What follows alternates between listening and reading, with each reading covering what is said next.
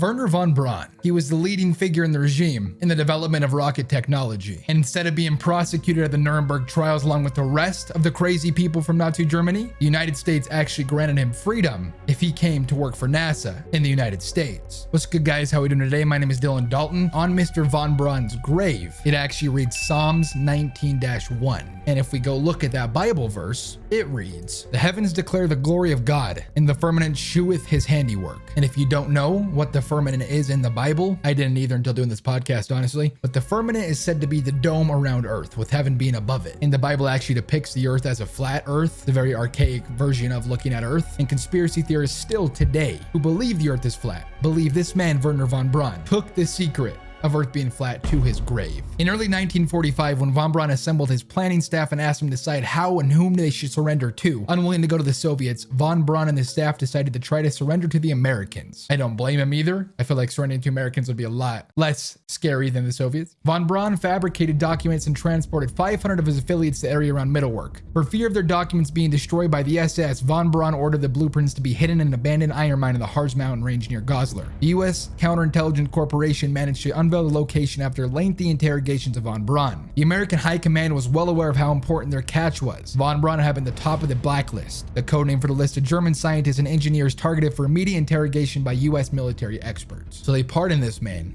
and released him to help the space race in America. The US Navy had been tasked with building a rocket to lift satellites into orbit, but the resulting Vanguard rocket launch system was unreliable in 1957. American authorities then chose to use Von Braun and his German team's experience with missiles to create an orbital launch vehicle. So now we're in the 50s, right after World War II. The space race is escalating. Americans are starting to think the Soviet Union's gonna win, which technically they kind of did when they launched a man into space first before America did. And so this is where the conspiracy gets really deep. The pressure's on, right? Kennedy says we're gonna have a man on the moon by the end of the century. The Soviets are getting closer and closer every day, and so Von Braun's got to act quick. The conspiracy comes in here. They believe he was working as hard as he possibly could to make the rocket to go into space, but eventually people figured out the Earth was flat and there indeed was a firmament, and the United States government silenced him. And so instead of being prosecuted for war crimes against humanity, the US government granted him his life if he was just silenced about it. And so that's why they believe Psalms 19 is actually on his grave, because he took it to his death.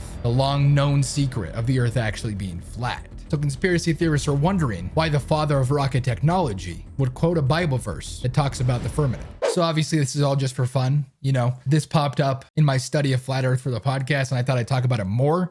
And I want to know what other people thought about it. Obviously, the Earth is not flat. I'm not condoning that at all, right? Obviously, we went to the moon and there is space and there's not a dome around the world. But what do you think? It's definitely a good concept as to how the Earth could be flat, but I'm curious about your thoughts. Anyways, thank you guys so much for watching this video. I'll see you guys next time. Peace.